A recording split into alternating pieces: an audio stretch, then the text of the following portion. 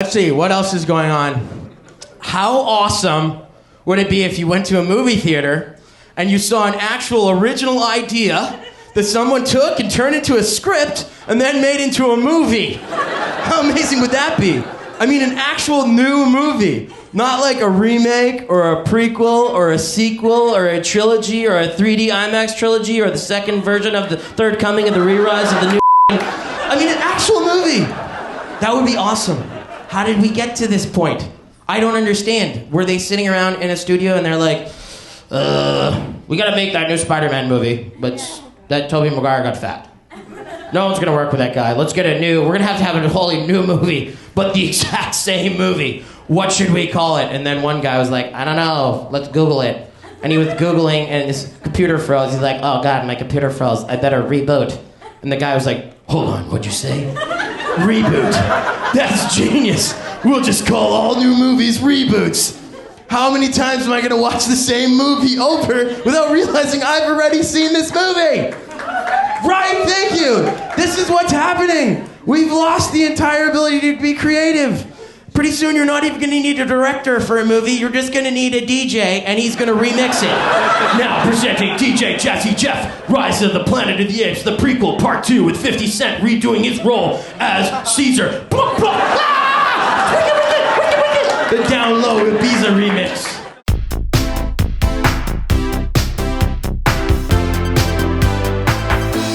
How you guys doing?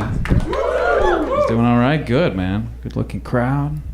Hey, how many relationships we got in here? Make some noise if you're in a relationship. All right, a lot of people. How many single people we got in here? I just want to get to know you guys. Fucking dude's super single over there. This guy's a little... Relax. I just got out of a relationship. I'm single, man. It's awful dating out there right now. It's terrible. I don't even mess around anymore, man. I stopped flirting with girls. I just made up my mind recently at a Starbucks. I was at a Starbucks. I saw a black dude flirt with a girl so good that I'm done. Dude, he just came right up to this girl. He was like, hey, where you from? She was like, I'm from Nicaragua. He was like, nice, Brazil. Dude, what the fuck? You know how much confidence it takes to be that wrong? I don't have that kind of game, man. I can't pull off those kinds of moves. Like, my geography's too right. Somebody recently told me that I don't look like a guy who's looking for sex. That's some weird shit to say to somebody. Don't ever say that to anybody. Pisses me off though, because it's kind of true. Like, I don't look like a guy who's looking for sex. I've seen myself. I look like a guy who's looking for the Wi-Fi password. I can't help it, I just came out looking like I ran out of data or some shit. Just my face. Dating right now sucks. Everyone's online dating. That's what everybody does, man. I hate this stuff. I never liked it. For me, it's not a new thing. For me, it started way back. I didn't like this since, I don't know if you guys remember Chat Roulette. The first Tinder. If you don't remember Chat Roulette, basically it was a website. You get on a webcam and then you talk to somebody completely random. And if you don't like this person, you just hit next and then you get a totally different random person. But it's like always some dude just jerking off like every single time. I don't know why, man. It's gross. One time I was on Chat Roulette and I got this big naked fat guy just going to work and that was his face. He was like pissed or something. And I was disgusted. I was like, ugh. And I went to hit next, but he hit next first. Hurt my feelings. It was weird. I was disgusted. I was like, ugh. But part of me was like, you didn't even give me a chance. It's fucked up. I don't give a fuck who you are or who you represent, whether you're a Democrat or Republican. There has to be a part of you that says, we might have fucked up on this one. I'm just saying, like, you guys, I'm gonna tell you right now, I definitely will, like, support this man's position, but I don't like this motherfucker Personally, do you guys understand? Like it started with the border. Like I knew there was some shit going on with the border and the Mexican people. How he talked so bad about the Mexican people early on, and this whole fence situation. $18 billion to build a fence along the Arizona and California border to keep the Mexican people out. $18 billion? Can't we just buy Mexico for $18 billion?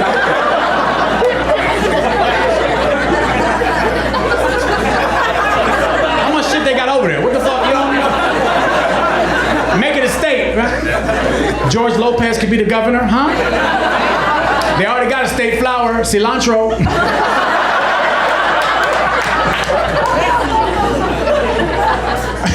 Mexican people are the most resourceful people on the planet. They do the most with the least. They don't give a shit about no $18 billion wall. $18 billion? I know Mexican people don't pay for car insurance. You think they give a shit about an $18 billion wall? I had a Mexican dude run into me on the 5 the other day. Tore the back of my car up. Jumped out of his car, opened up his trunk, pulled out a paint booth, a bumper cover, and 2 other Mexicans and fixed my shit on the spot. It's okay, it's fine, it's okay, it's good. It's good, it's nice. It's like canoe, huh? It's like canoe, huh? It's good. Then a motherfucker asked me to give him a Yelp review. I said, what the fuck is this, man? My boyfriend also was broke. Yeah, that's how good the dick was. He played Pokemon Go every day for 3 years. He didn't have a car, but he had all of the Pikachus, you know, like. So I was like, I love you. Damn, dude. He was so broke. I think broke dudes are the best at sex. Like the best, right? Like if we're just being 100 in this room right now, broke dudes are the best at sex. Hands down. No doubt about it. And I think it's because broke guys know they can't afford to take you to dinner, so they just fuck the hunger right out of you, you know? Broke dudes will have sex with you for hours and give you a massage afterward. However long it takes for the only restaurant to be open is McDonald's.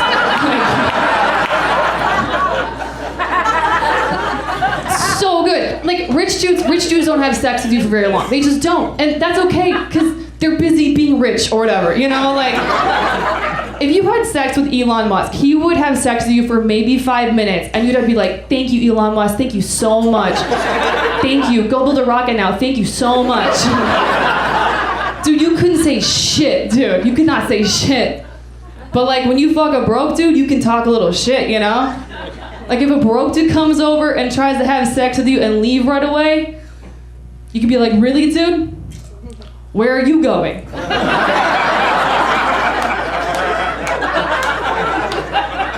You don't have anywhere to be, so... The EBT office isn't open for 6 hours. So get back in my vagina. I don't understand a lot of advertisements on TV for all these prescription drug commercials, and they rarely even tell us what the drug does. But they do tell us there's never been a better time to talk to your doctor about it. Never been a better time to talk to your doctor about Ambien. Really? Am I supposed to be at the doctor and suggest medicines to him?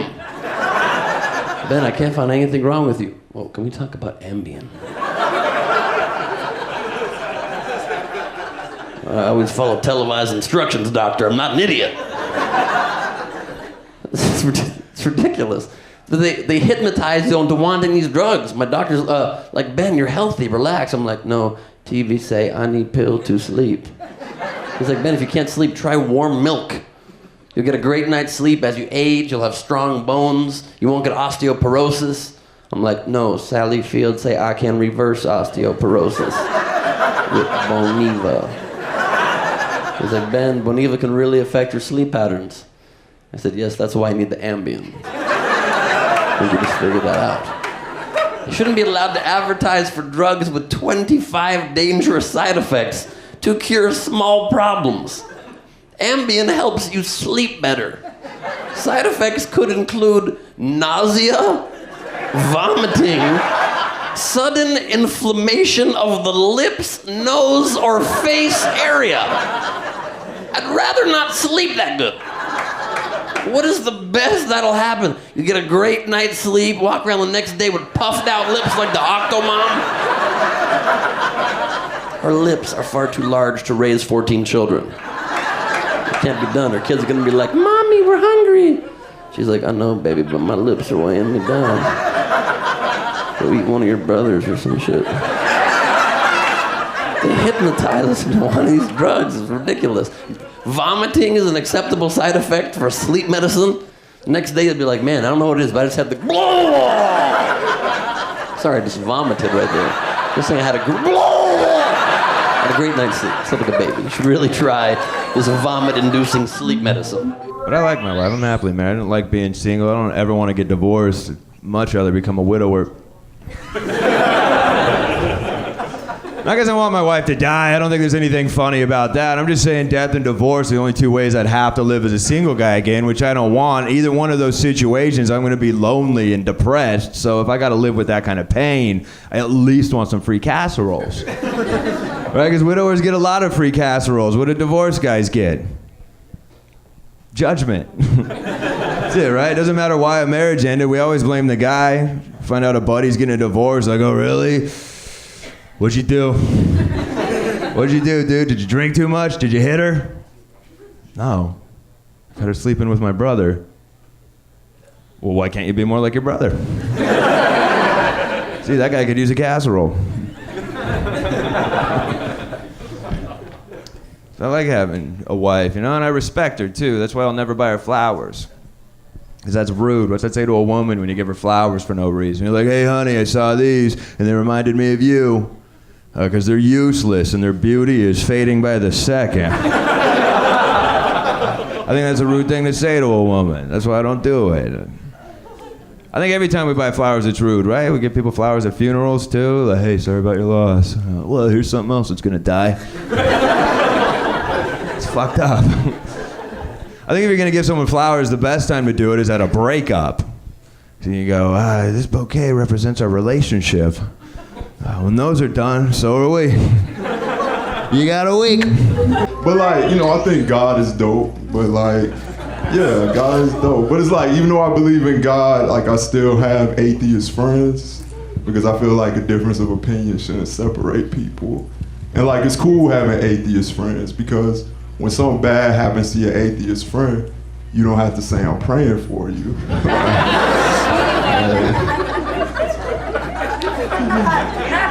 All you have to say is, it be like that sometimes.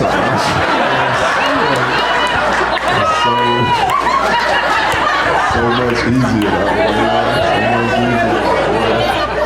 way. For real, but like, I was talking to my atheist friend the other day and he was like, bro, it's 2018, why do people still believe in God? And I was like, for the same reason that white athletes still play against black athletes. They have a lot of faith. You gotta have a lot of faith in life. You do, man. But y'all are cool, man, so I feel like I can open up to y'all. Like, to be honest with y'all, like I'm feeling a little emotional right now, just a little emotional. And the reason why is because they won't let me pray in church because my voice sounds like I'm trying to give God the dick. Which I'm not. I'm not though. Like, I'm not trying to,